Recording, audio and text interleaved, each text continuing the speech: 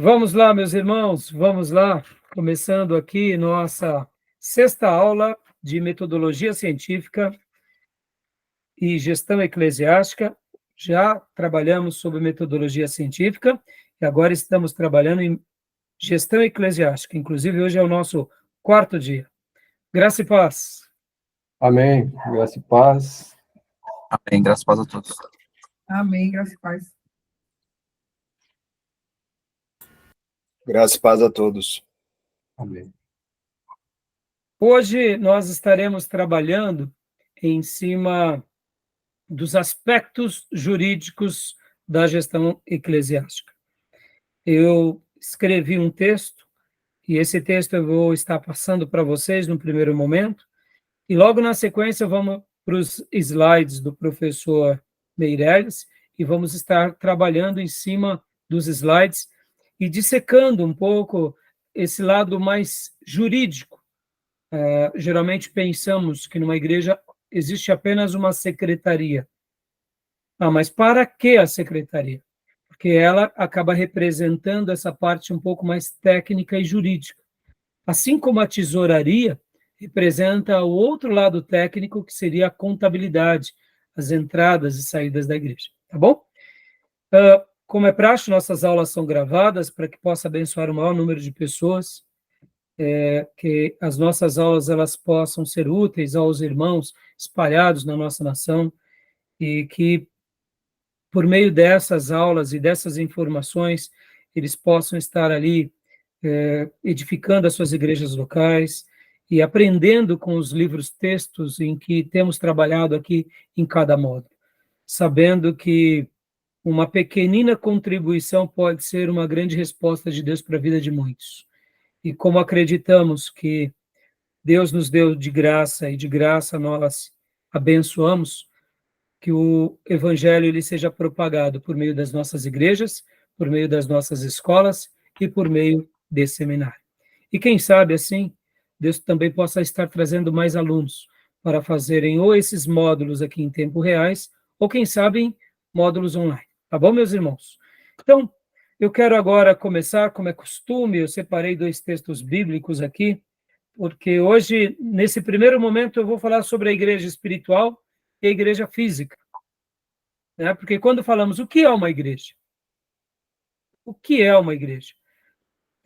Logo, entendemos que ela tem uma ordem espiritual, mas também compreendemos e sabemos que ela tem um endereço, que ela tem um CNPJ, que ela tem uma expressão física. Mas hoje, nesse primeiro momento, a gente vai estar trabalhando sobre isso, porque em cima dessa ideia que eu escrevi, desse assunto que eu fiz aqui os meus apontamentos, as minhas notas, logo na sequência a gente vai entrar nesse lado jurídico. Lembrando que nós estamos trabalhando em gestão, a administração de uma igreja, são ferramentas, e na aula passada trabalhamos bastante sobre aquela questão de planejamento estratégico, que dentro do planejamento estratégico, para atingir os nossos objetivos, nós precisamos ter uma visão, uma missão, uma estratégia e valores para conduzir nossas tomadas de decisões. Eu, particularmente, me senti muito feliz de ter passado aqui para vocês uma síntese. Eu sei que esse assunto é um assunto que tem muito material, muita gente boa trabalha sobre tudo isso, e eu espero ter contribuído com cada um de vocês. E hoje a gente vai estar falando mais sobre esse aspecto jurídico, esse aspecto mais legal, documental. O Júnior, como advogado, vai dar muitas boas contribuições aqui. Eu não falei antecipadamente com ele, mas eu sei que durante a aula de hoje ele vai poder fazer observações muito pertinentes, porque, afinal de contas, como um advogado, é uma área que ele entende muito bem. Mas agora eu quero ler 2 textos bíblicos com os meus irmãos, para eu ir para a minha explanação, para logo depois irmos para a nossa sequência. E o primeiro texto que eu quero ler com vocês é aqui o texto de João, Evangelho de João, capítulo 4, versículo 24. João 4, 24, e depois Hebreus 11, 6. Quem achou e quiser ler, pode ler para nós, de João 4, 24. Aquela clássica passagem quando Jesus se apresenta para a mulher samaritana. Deus é espírito e é necessário que os seus adoradores o adorem em espírito e em verdade. Amém. Deus é espírito. Guardem isso. E nós o adoramos em espírito e em verdade. E Deus procura adoradores na terra, para que esses adoradores sejam encontrados pelo Senhor para prestar a Deus o quê? Uma adoração em espírito. Guardem bastante essa palavra, porque ela vai ser determinante na minha abordagem de hoje. E o segundo texto, Hebreus 11, 6.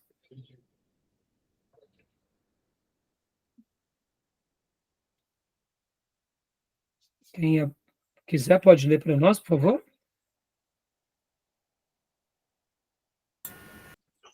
É verdade que sem fé é impossível agradar a Deus.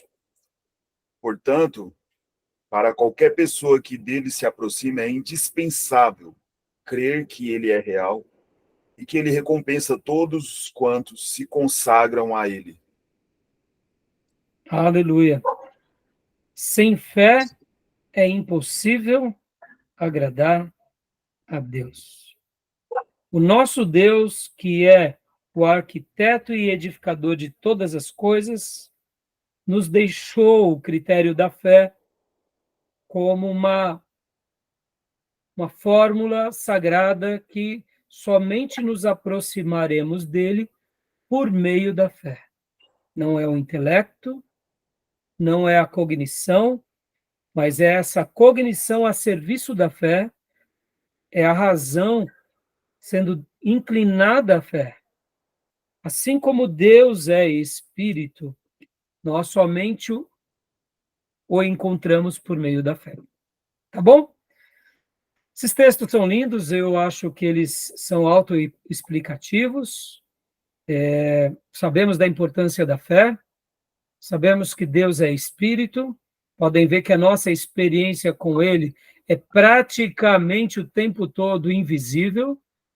O que de visível desfrutamos é da comunhão com os irmãos, são dos acontecimentos e milagres que Deus se revela a nós, mas eu poderia dizer que a caminhada de um filho de Deus é por fé. E é por isso que tanto o Velho Testamento quanto o Romanos vai dizer que o justo viverá pela fé. Ou seja, a fé é a equação sine qua non que nos motiva e que nos leva ao encontro de Deus e a uma vida espiritual de forma normal. Ter fé e ter espiritualidade, e crer nesse Deus invisível, é normal na perspectiva de Deus. Pode não ser normal na perspectiva humana. Tudo bem até aí? Ok. É só uma pergunta, né? Claro. É interessante aí com esses dois versículos, eles se casam, né? Jesus falou lá, né, que o final da vida é espírito e verdade, né? E tem que ter o combustível da fé, porque sem fé é impossível agradar a Deus, né? Os dois tá ali juntos, em consonância, né? Mas eu te pergunto algo mais. Para adorar, né, espírito e verdade com a fé. E a questão das minhas emoções, por exemplo, a questão das minhas emoções, ela também entra no caso se eu tiver os dois, né? Fé e espírito e verdade. As minhas emoções também são recebidas como adoração, né? Porque tudo nesse contexto. Sim, porque, né, Júnior, como seres vivos e como seres humanos, fomos dotados também do quê? De emoções. Exatamente. Então, a emoção naturalmente, se eu não me engano, o Hernandes Dias Lopes, citando Martin Lloyd Jones, disse assim: se eu creio e não sinto, tem alguma coisa errada comigo.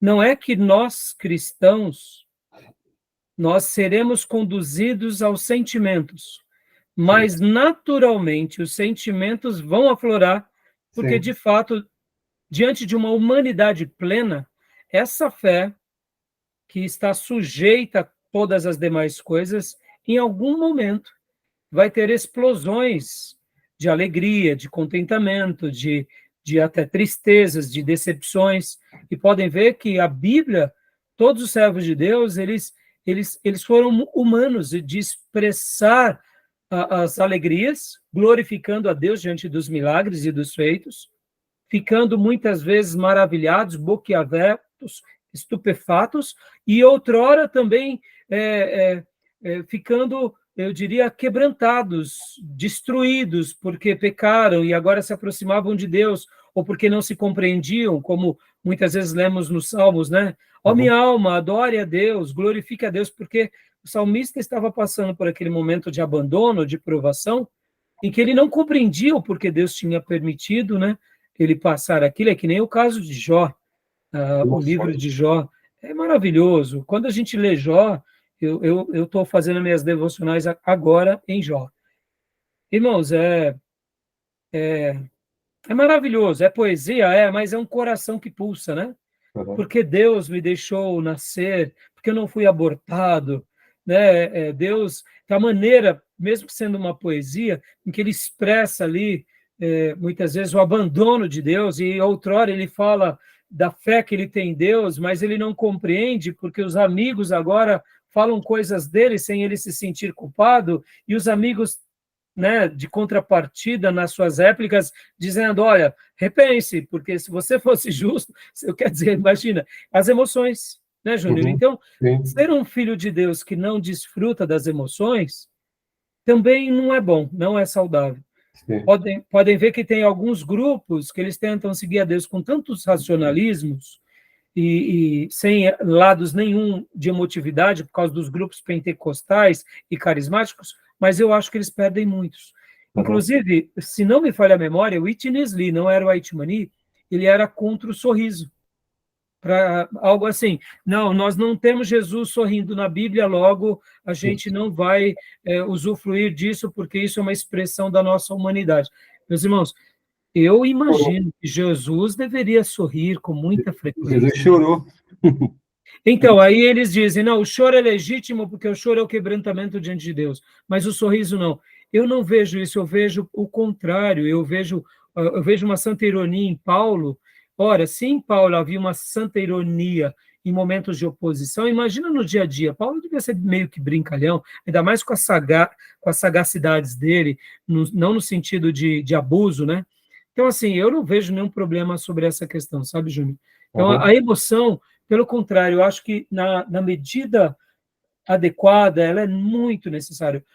Spurgeon, certa ocasião, em um dos seus livros, eu não me recordo qual, ele menciona sobre isso, que ele era muito brincalhão, e ele gostava de sorrir muito e de fazer, como se fosse gracejos, mas ele evitava isso porque ele fazia mais isso no cunho mais ali do dia a dia das pessoas.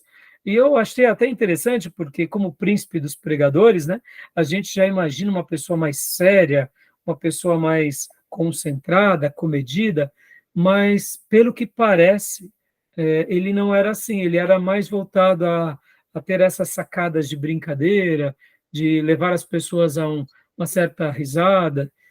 Interessante. Então, a emoção, Júnior, eu achei que foi muito oportuno, ela deve ser, sim, trabalhada na nossa vida. Inclusive, eu vou trabalhar bastante nesse tema em psicologia pastoral, porque em psicologia pastoral eu vou trabalhar sobre o nosso eu espiritual, o nosso eu intelectual e o nosso eu emocional.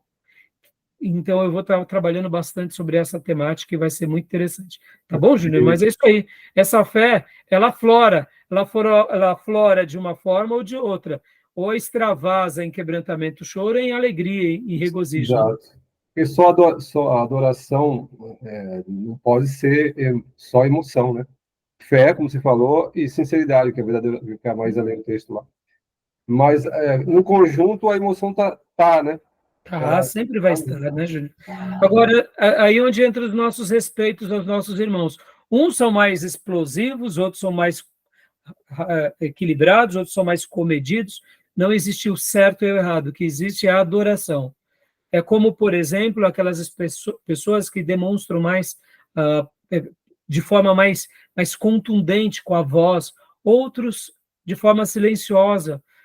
pelas lágrimas que escorrem nos seus olhos, estão ali demonstrando, ou seja, então, são estilos, né? Exato. Só Deus que vai avaliar, né?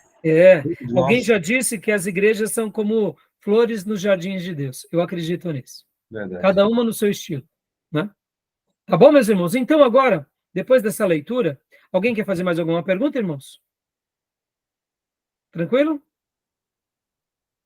Fugimos um pouquinho, mas foi ótimo, porque esses dois textos, eles se complementam, e esse é um assunto também muito pertinente, né? Muito legal. Agora, vamos lá. Sobre a igreja espiritual. Sobre a igreja. O que é uma igreja? Eu tomei aqui algumas notas, eu gostaria hoje de trabalhar com vocês sobre essa ideia da igreja espiritual e a igreja física. A igreja, na sua essência, ela é algo totalmente espiritual. A sua origem, a sua natureza são espirituais. Eu poderia dizer que, se tratando das palavras de Paulo, é um mistério que estava oculto e que Deus trouxe para nós, revelou-nos. Ou seja, ela é espiritual e ela tem uma característica divina. Não por causa de nós, mas por causa do nosso Redentor. Noiva, né? Porque somos a noiva, exatamente. Assim, a sua existência está muito mais acima do que percebemos. Por que eu estou fazendo essa condução e estou levando vocês a essa reflexão? Porque quando falamos o que é uma igreja, qual é a natureza de uma igreja? Então, eu gostaria de passar essa minha ideia para vocês, porque quando eu percebo que ela é espiritual, abre aspas, divina, fecha aspas, eu noto que ela está acima de tudo nessa vida. E então sua natureza e os seus propósitos são mais elevados do que podemos escrever ou imaginar. Por essa razão, ela recebe, inclusive, a igreja, um dos nomes que é a agência do reino de Deus na Terra. Ela não é a única, mas na nova aliança, ela se torna essa agência. Então, agora partindo para o segundo ponto. A igreja, ela é espiritual. Ela tem essa natureza. Ela tem essa característica. Ela nasce, em primeiro lugar, aonde? Ela nasce em Deus, como um projeto eterno. Podem ver que quando Jesus veio inaugurar o projeto Igreja, ele começa chamando 12 ao lado dele. 12 para estar com ele. É o noivo se revelando a noiva e fazendo com que essa noiva agora conviva com o noivo. Então é um chamado divino, é uma vocação divina, é um convite sagrado, é um vinde a mim. Logo, é espiritual.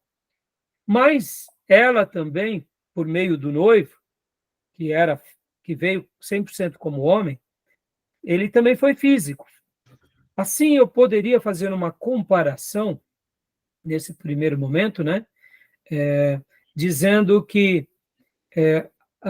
partindo agora para o ponto da igreja física. Assim como, antes disso, eu esqueci aqui de um detalhe. A igreja, se tratando de uma agência do reino de Deus na Terra, ela está acima de tudo que é terreno. Logo, as suas leis são sagradas e não são humanas. No entanto, por Deus ser sábio e nenhuma coisa de sua igreja que ele faz gera morte na sociedade onde está, ao contrário, traz vida abundante onde chega.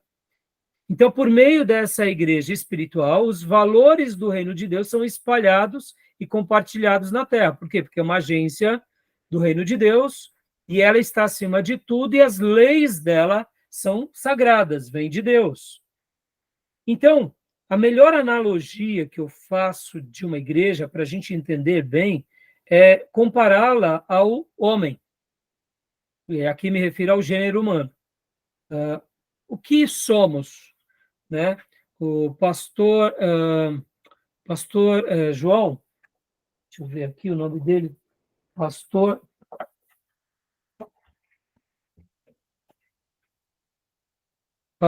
João Leão dos Santos Xavier, certa ocasião me ensinou que o ser humano ele é um espírito, ele tem uma alma e ele habita num corpo. Em outras palavras, o pastor João Leão dos Santos Xavier estava dizendo que o ser humano, antes de ser criado pó, ele foi criado à imagem de Deus.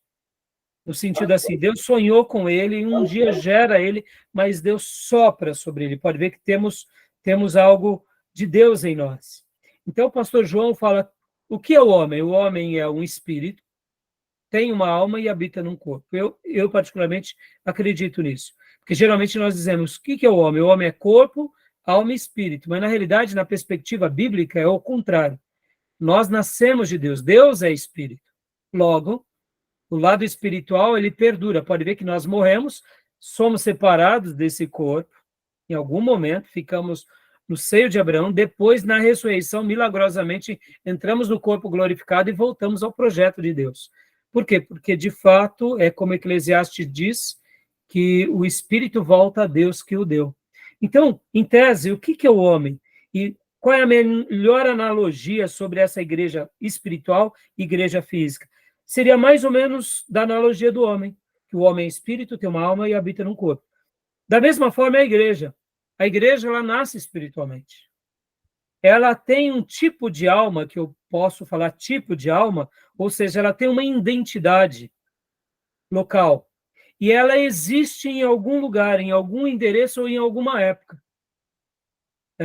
Pode ver que essa identidade é muito característica, nenhuma igreja é igual à outra, mesmo pertencendo à mesma denominação. Mesmo no período apostólico, a igreja de Jerusalém era diferente da igreja de Antioquia da Síria. A igreja de Antioquia da Síria foi diferente de todas as outras igrejas que ela gerou. É muito maravilhoso isso, porque há uma identidade, há uma alma local. Ou seja, a igreja acaba sendo algo também espiritual, mas ela aflora nessa sociedade. Ela tem uma característica. E ela existe em algum lugar ou em alguma época. Podem ver que algumas igrejas, irmãos, e aqui até fica um pensamento meu, eu quero acreditar que assim como uma árvore, ela nasce, cresce, frutifica e chega ao ponto em que ela deixa de existir, não porque ela perdeu o seu valor, mas porque ela cumpriu com todo o seu propósito. Quando a gente olha para a história da igreja, a gente vê igrejas assim.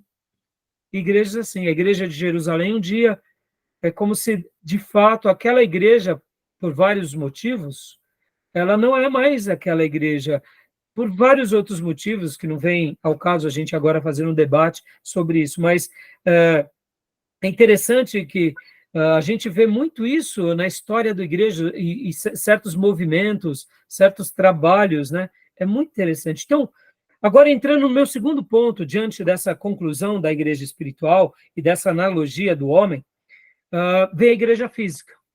Então, quando a gente pensa na igreja física, essa a gente conhece um pouco mais.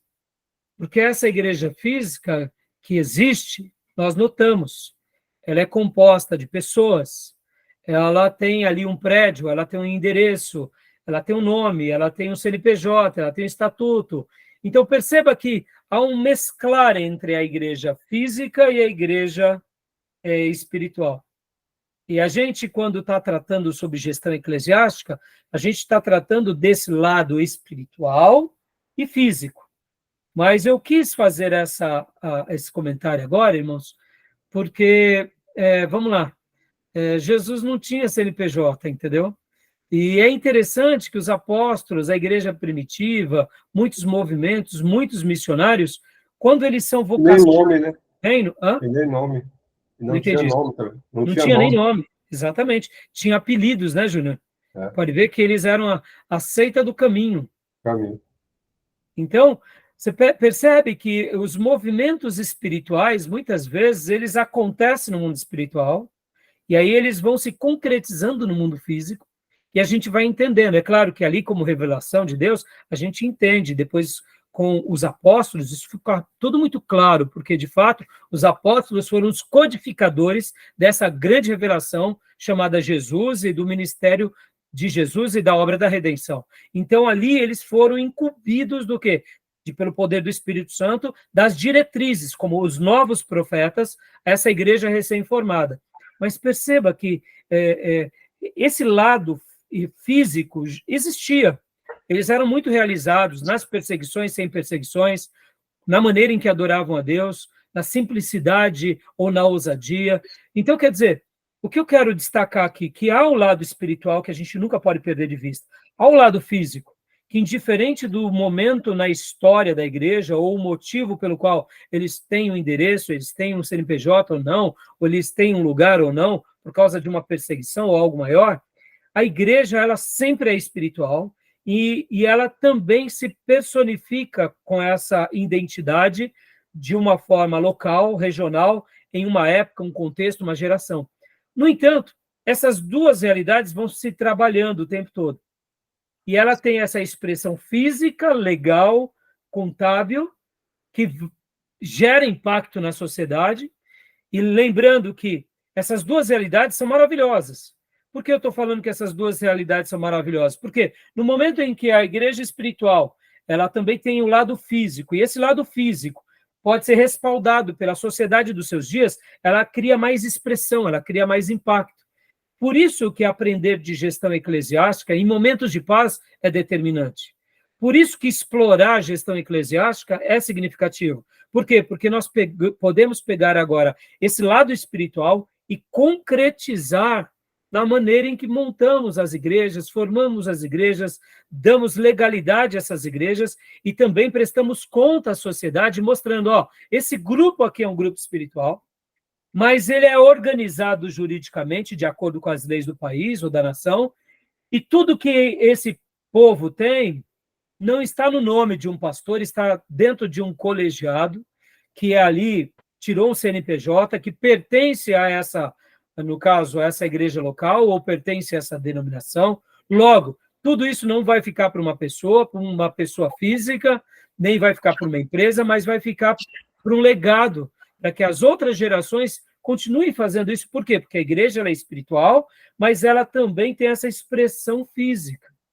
No momento em que nós podemos unir essas coisas, nunca perdendo de vista a espiritualidade, esse impacto acaba sendo muito significativo. Agora, tem um fator que é o calcanhar de Aquiles. Quando a igreja perde a essência da sua espiritualidade. Aí, meus irmãos, como a gente trabalhou muito bem na aula passada, você pode ter o melhor case, a melhor visão, a melhor estratégia, os maiores recursos. A gente só vai ser mais uma igreja que tem nome, mas nos tornamos uma instituição humana, que parece ser divina, mas é apenas um objeto humano entre os homens. Perdemos o motivo de ser. Então, eu fiz esse comentário aqui porque eu acho que hoje a gente vai estar trabalhando bastante na questão jurídica, mas lembrando que as leis de uma nação são diferentes para outra nação, e que numa tribo indígena, num outro grupo aborígene, são leis distintas. Então, o evangelho, que é as leis de Deus, que é o legado espiritual, ele se coaduna em qualquer cultura. E nós, como povo de Deus, precisamos articular as leis de Deus naquela cultura, fazendo com que os valores de Deus sejam maiores do que os valores daquela cultura.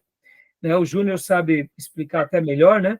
Nenhuma lei, eu me lembro que um amigo, quando fazia direito, há muitos anos atrás, eu conversando com ele sobre o nosso Código Civil brasileiro, eu falava assim, poxa, mas e entre os Estados Unidos?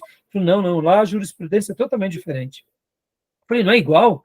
Eu achava que era que nem matemática, que as leis da matemática são iguais em qualquer lugar, mas nós sabemos que há um princípio parecido, mas é totalmente diferente.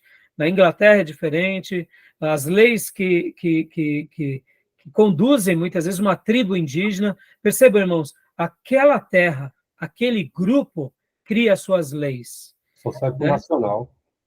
Pois não, Júnior? A lei só aplica, a lei civil, ela aplica somente para os nacionais. Agora, as leis, os tratados internacionais que o Brasil é assinante, aí sim, tratado de comércio, tratado de penal, que é internacional, aí o Brasil, como assinante, aplica alguns tratados. Mas a legislação mesmo, se você for lá baixar a OAB nos Estados Unidos, não tem nada, validade nenhuma. É outra história. É outra jurisprudência, né, Júnior? Ele trabalha mais com jurisprudência, o americano, né? E é muito interessante, até os ingleses também, né? Eu fiquei tão encantado com isso e, ao mesmo tempo, surpreso, porque eu falei, então quer dizer que o advogado aqui no Brasil só serve para o Brasil. Praticamente é isso. né? Ele teria que fazer praticamente uma outra faculdade lá, fora ou vice-versa, né, Júnior? Sim, também. Porque... É interessante. Então, irmãos, eu fiz esse comentário sobre a igreja espiritual e a igreja física, como ela se harmoniza e como ela tem uma expressão, né? Porque eu quero continuar trabalhando nessas temáticas com vocês, lembrando, irmãos, que quando vier a grande perseguição sobre a Terra, todas essas questões legais e humanas vão ser colocadas em xeque, porque as leis do anticristo, se assim realmente for, como acreditamos, vão ser contra as leis de Deus, e as igrejas possivelmente fecharão, ou quem não fizer aquilo que o anticristo deseja. Então, ou seja, mas é por essa razão que eu falei que nós, como uma igreja espiritual, que nasce do Espírito, seguimos os critérios divinos, seguimos as leis sagradas. É essa teocracia que nasce lá atrás com o Pai da Fé, que ela permeia a vida de todo filho de Deus para sempre, em qualquer contexto. E uma igreja, mesmo que ela tenha, né, todas essas partes físicas muito bem estruturadas, se ela não conservar as leis de Deus e os valores de Deus acima desse mundo, em algum momento ela pode se perder. Ela perde a sua essência e ela vira uma instituição. Virando instituição, é uma igreja de homens para agradar homens. Então, mas enquanto pudermos ter ferramentas legais para poder dar um testemunho de povo zeloso, de povo responsável, de corpo, de organização séria, isso tudo o nome de Cristo ganha. Porque, irmãos, a gente hoje vai estar trabalhando sobre essa questão mais jurídica, e vocês vão ver como isso tudo é interessante. Se der tempo, a gente já começa também a entrar na questão de questões financeiras e questões contábeis. Mas quando a igreja é tudo muito organizada nisso, irmãos, o reino ganha muito. Eu particularmente sou um profundo admirador de que nós tenhamos sempre as coisas muito bem organizadas. Agora, é claro, irmãos, como eu disse, um missionário que vai pregar, ele não vai preocupado de estabelecer um estatuto, de ter um livro-ata. Não, ele quer ganhar vidas, ele quer expandir o reino. E é isso que eu quero dizer, que quando conversamos, e eu tive uma experiência muito curiosa com o pastor Ernesto Olini. O pastor Ernesto Olini, um homem muito competente, foi praticamente o fundador do Colégio Batista, da igreja da Faculdade Teológica, uma formação muito grande, um teólogo. E quando eu conversava muitas vezes com ele sobre algumas questões mais técnicas e jurídicas e estruturas, ele falava assim, Raimundo, isso daí é irrelevante.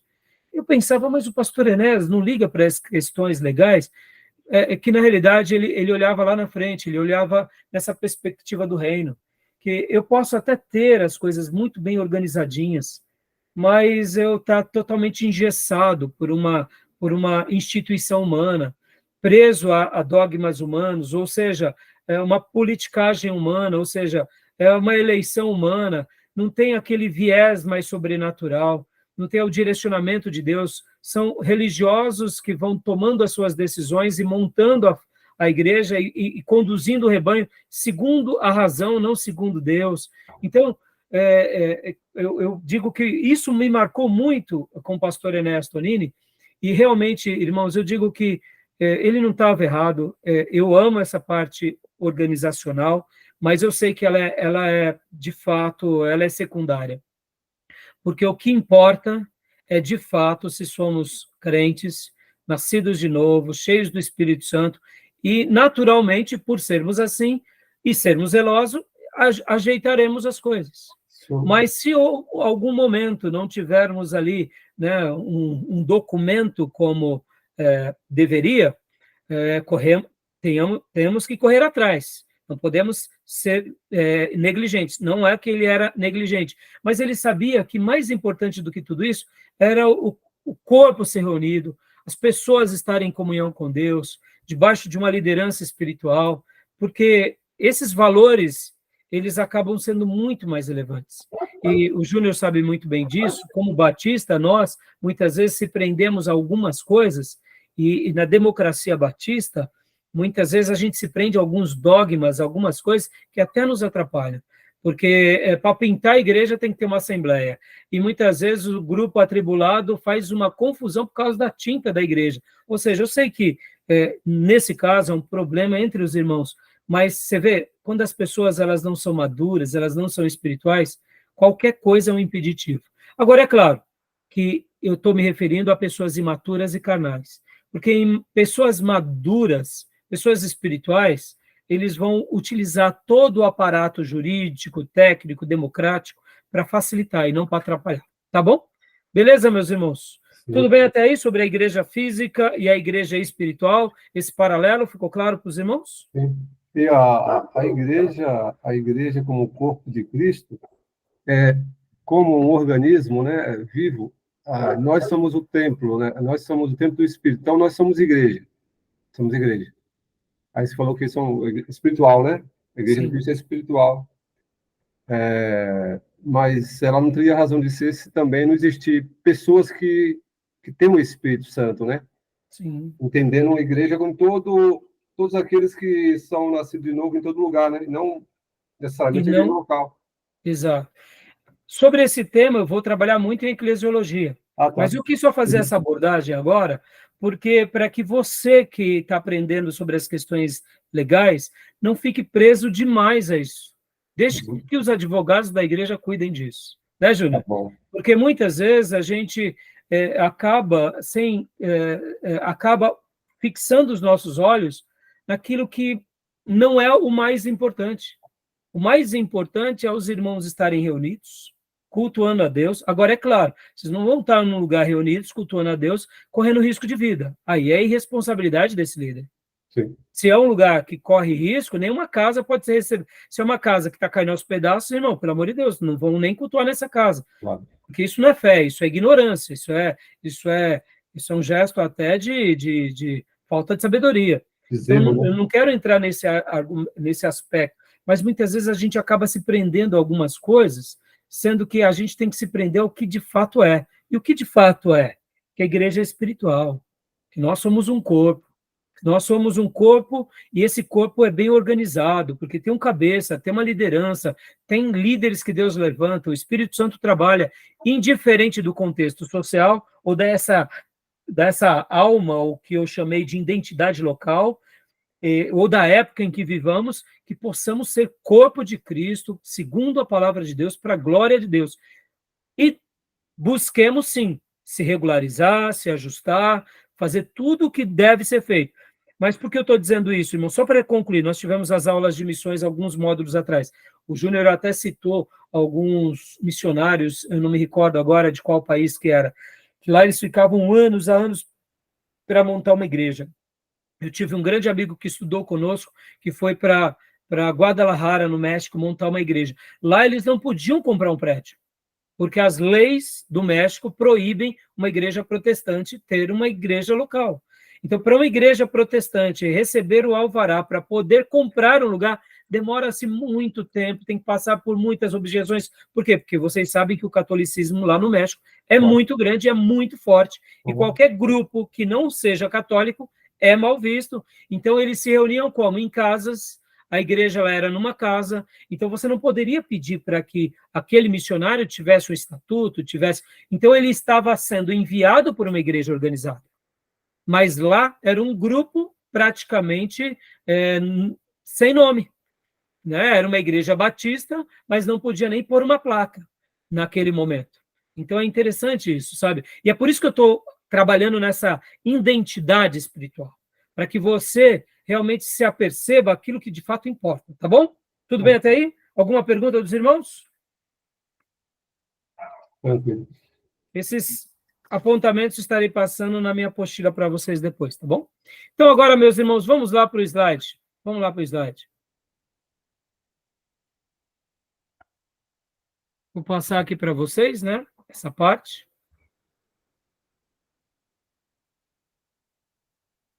Eclesia, a gente vai ver bastante coisa. Eclesiologia. Exatamente.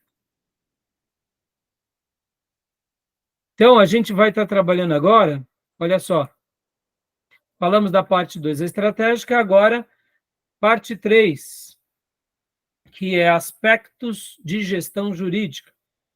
Aí temos também a questão do novo Código Civil brasileiro, né, Júnior? Está nascendo outro agora, viu? Agora em 2024, né? E já está cheio de crítica, que tem umas aberrações lá. Então A você questão pode do aborto. depois você pode até dar a sua contribuição, viu, Júnior? Está dando uma tendência lá abortista, viu? Olha aí, tá vendo? E é interessante que a gente fique bem atento sobre essas questões, porque isso tudo é muito perigoso mesmo. Porque o novo Código Civil, ele é do ano de 2000, novo Código Civil era de 2002, né, Júnior? 2002, o último é 2002. Não, não. O anterior era de Clóvis Bevilacqua, 1916. Então, depois, 2002, foi o último, o atual, né? O atual, exatamente. E agora está tendo essa reformulação, né? O projeto. Então, vamos lá, meus irmãos. Eu vou pedir aqui para... Vamos lá. Aspectos de gestão jurídica. Leia para nós, Gil, por gentileza.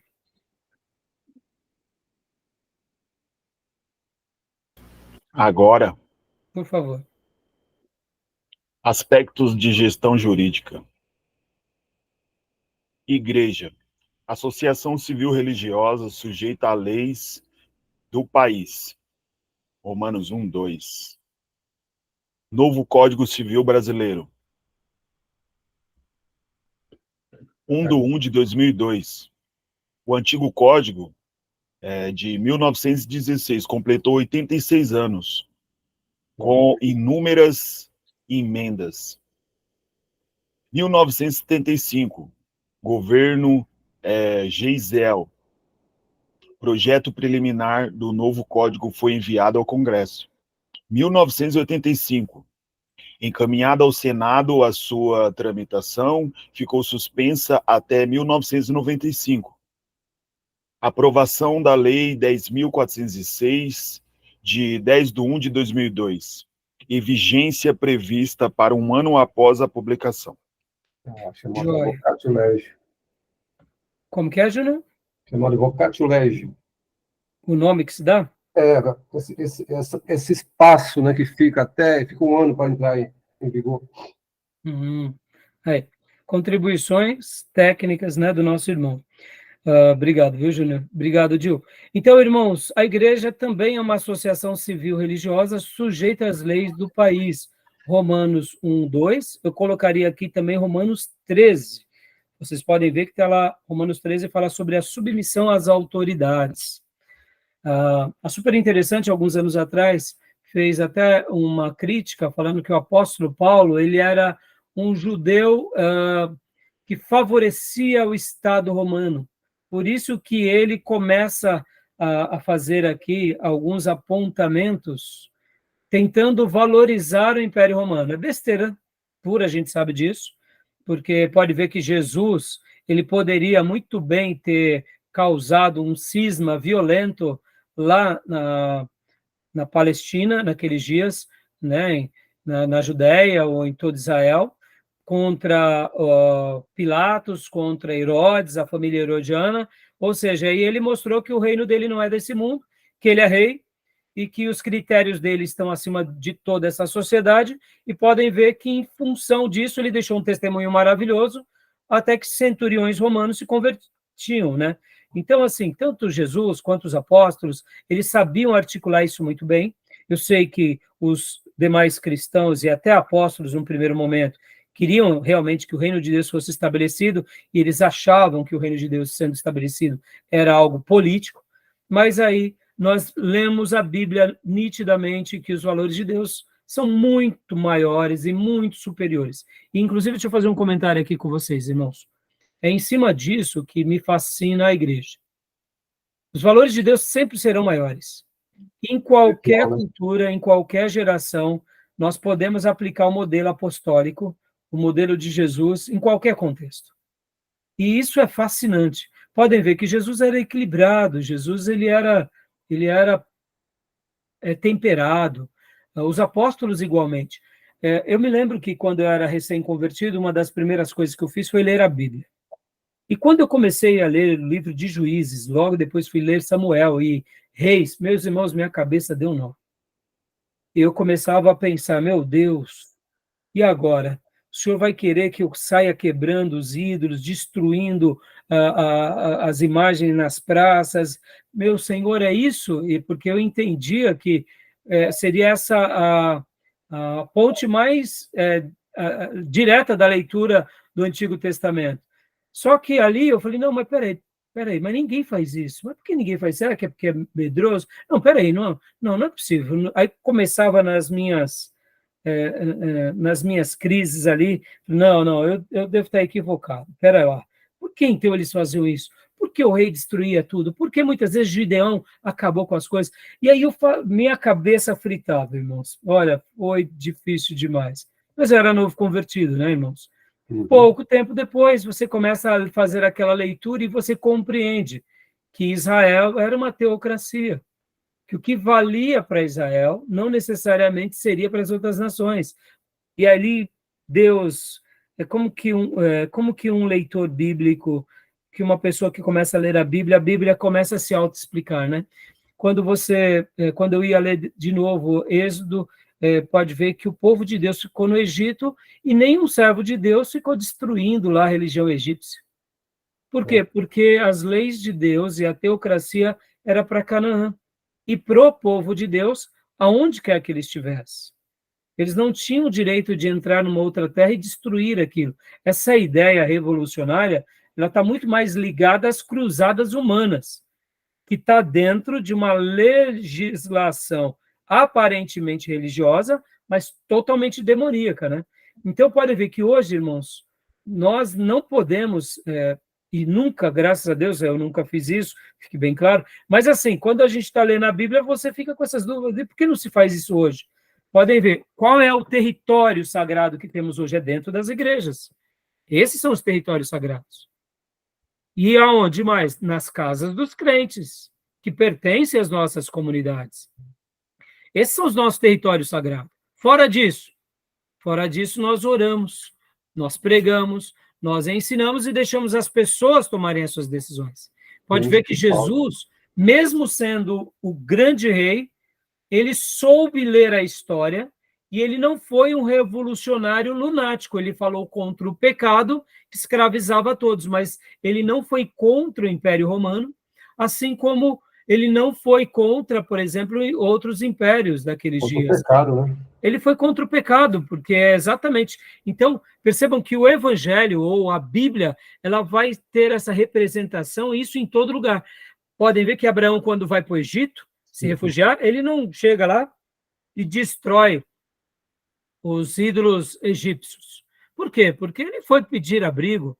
Assim acontecia com todos os servos de Deus em todo o Velho Testamento. Quando Davi foi trabalhar com os filisteus, porque não tinha outra opção a não ser fugir do seu líder desviado, endemoniado, ele não quis também chegar lá, mesmo que ele estivesse fugindo, ele não quis chegar lá causando impacto, porque, afinal de contas, é uma fé das pessoas. Ou seja, quando a gente faz uma leitura bíblica, a gente vê que essa questão do respeito sempre foi presente. Então, essa questão da igreja, ela está no lugar, mas ela respeita as leis daquele lugar. E ela vai agregar naquele lugar. Por isso que é uma revolta de muitos países contra a tradição cristã, porque, naturalmente, nós preservamos certos valores que defendemos a vida, somos contra o aborto, somos contra casamentos que não sejam naturais, ou seja, de um homem para com uma mulher, e assim, isso implica num choque de cultura. Por isso que a tradição cristã, eles tentam colocar também como uma tradição retrógrada, como uma tradição alienada, porque nós favorecemos a família e a boa ética, e não o contrário. E as pessoas que vivem uma vida distante de Deus, elas não querem isso, pelo contrário. O que mais elas querem? Viver uma vida segundo os seus valores, mesmo que destruam a si ou o próximo, né? Então, podem ver que a Bíblia, e o Júnior vai poder até falar isso com mais clareza, ela sempre vai ser determinante na construção de um país. As leis de Deus vão ser determinantes no surgimento daquela nação e no surgimento daquela Constituição. Há quem diga que a Bíblia foi a base para a Constituição americana. E não é à toa que eles são o que são, né? Então, é interessante, né? É que a superioridade das escrituras tem que estar acima da lei do homem. Quando ela entra em choque, nós temos que ficar com, embora Romanos fala lá, né, sujeitar as leis, desde que essas leis não ferem a nossa fé. Exatamente. Se feriu a fé, a gente opina em seguir a Deus. Sim. E é muito bem resolvido com relação a essas questões, mesmo que tenhamos que pagar um preço grande, né, Júnior? Claro. Isso aí. Então, Júnior, agora lê para nós aqui ainda, continuando essa parte 3, a diferença entre associação, sociedade e fundação, por favor. Ok. Diferença entre associação, sociedade e fundação. Associação, igrejas. Não visa lucros, nem assume risco de atividade econômica. Nasce da motivação de pessoas em prol de um determinado objetivo. Sociedade é a entidade que visa lucros e assume os riscos da atividade econômica por meio de leis comerciais.